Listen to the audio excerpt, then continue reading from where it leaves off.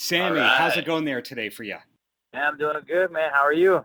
I'm doing great. And being from Katy, Texas. Oh, hell no. Oh, you're not from Katy, Katie Texas. from Houston, my brother. Okay, well, Wikipedia has that one wrong because I was going to ask you about being from the same place as Renee Zellweger and Jesse Sorensen and a lot of great people. Oh, yeah, Jesse Sorensen, man. He's my boy. I grew up in Katy, and basically a ton of things are wrong on my Wikipedia, so, I don't blame you. Right, so 2019 has arguably been the biggest year of your career, but people have been following you a long time will see that it's the biggest year of your career because you worked really hard with vlogging and all that. Who was it that really taught or inspired you to do things yourself, to have that DIY work ethic? I don't know exactly, like, what triggered it. It could be, like, a subliminal thing, watching my mom growing up. She was basically raised as a single mom, and she put herself through school and raising like 3 kids on her own, basically.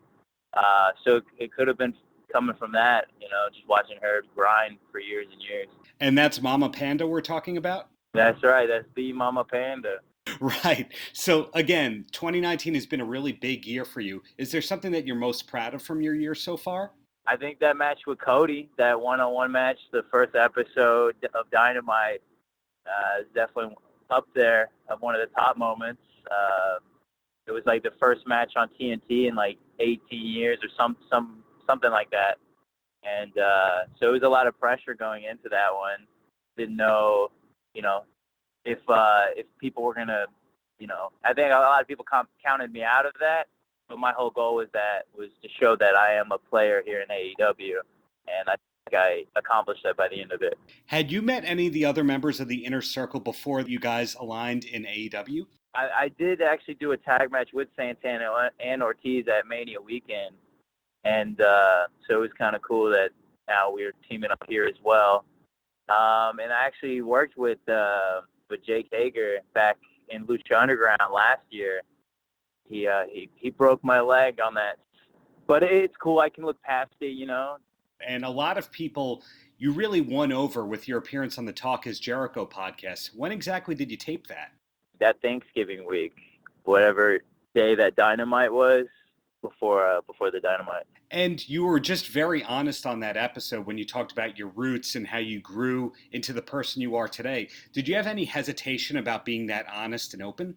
That's just kind of me. I don't really like to play a character so much.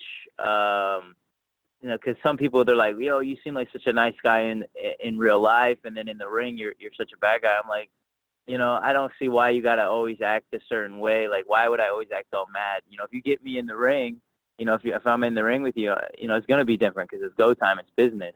But you take business out of it. I'm a chill dude. I was really wondering going into the interview, though. I didn't know how we were gonna take it, but I just be myself as I always am, and be as authentic as I can so people know it's real, because it's really just me being me. Has your life changed since being given the moniker Spanish God? A little bit, just being in the Inner Circle in general. Like, I'm getting recognized a lot more, like a lot more often. Like every week, I'm going somewhere. I was at the mall getting, like I said on that Jericho podcast, but I was at the mall, got recognized. And then actually going to the airport this week, sorry.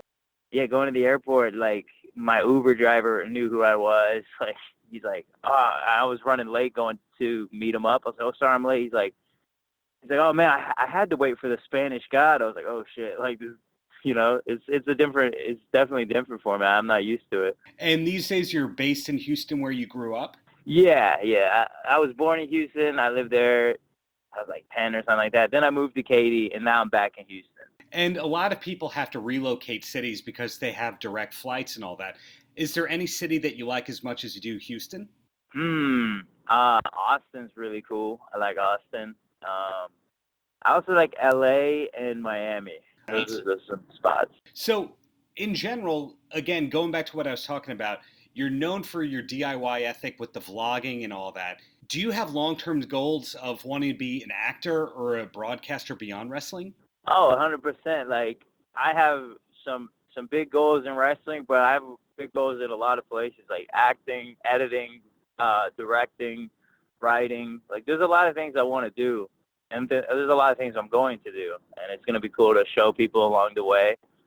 Because that was one thing going into AEW. They're like, "Are you still going to make your videos and stuff?" Like, people who watch my videos are wondering. I'm like, man, I'm always going to be making content of some kind. Content is key, and I hope, I don't know if this is an audio or if you're writing this interview down, but like, that's one thing. If anyone takes away, content is key. So when you're editing, what do you edit on? I edit on an Acer laptop, and just Filmora. That's like my editing software. I have no problem telling people neither, like, what editing software I use, what cameras, because it's like, it's hard work to do it. It takes time, and like, so I do tell a lot of people like what kind of stuff they can use, but a lot of times people end up just quitting because they don't get the views they want, and they put in so much more time than they're getting, like, whatever result they were looking for. Right. Wondershare, Filmora is a great program. Have they given you an endorsement yet, or are there any tech companies that you're going to be endorsing in the near future? Man, we'll see. That's what's it's very exciting. Like, all my social medias, they're growing and stuff like that, and I got different companies just sending me stuff, and so it'll be interesting to see, like, as I'm growing more and more, how many other doors open up for me. I'm sure that eventually some tech companies, like all sorts of stuff, I'll be endorsing. So looking ahead to 2020, do you have any New Year's resolutions? Are you that kind of guy? Because I know you are goal-oriented. It's not so much like a new year, like, and these are the goals I want to accomplish this year. It's just goals in general that I want to accomplish. I said it before, and I'll say it always. I'm going to be a world champion. Whether that's in 2020, 2021, whatever year it's going to happen, I guarantee you. But yeah, 2020, I feel like that's going to be a big year for me. Not like I know anything prior knowledge, but I just have a feeling about it that 2020 is going to be the year that a lot of people wake up and realize what I've known all along. And any goals outside of the ring? We're going to hit 100K subscribers next year, that's for sure. So it'll be cool to get that plaque finally. Besides that, I'd like to collaborate with Casey Neistat. One of these days, him and I, we're going to make a video together. Absolutely some goals right there. And do you have a favorite album of 2019? Man, that's a good question. No. Yeah, I can't name just one. Like, I just can listen to certain songs over and over. For instance, like 2018, Mac Miller's album, because that was like his last album. But I don't know. I can't even, like, I've been listening to some NF and what else? I don't even know. I got to look through my playlist, honestly.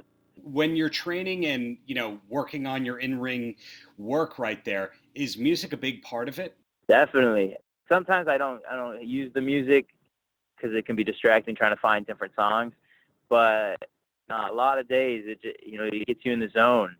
Whatever you're feeling angry, you put some rock on, or or if you're feeling sad, you put some sad music, some country or something, like whatever you're feeling, and you just kind of vibe with that, and you become the music, and it kind of helps get through the workout. Makes sense. So in closing, Sammy, any last words for the kids? Yeah, the kids, anything's possible, man. You can be me, but better yet, you'll be you, and accomplishing your goals. So life, I think, is the matrix, and whatever you work towards, you can have.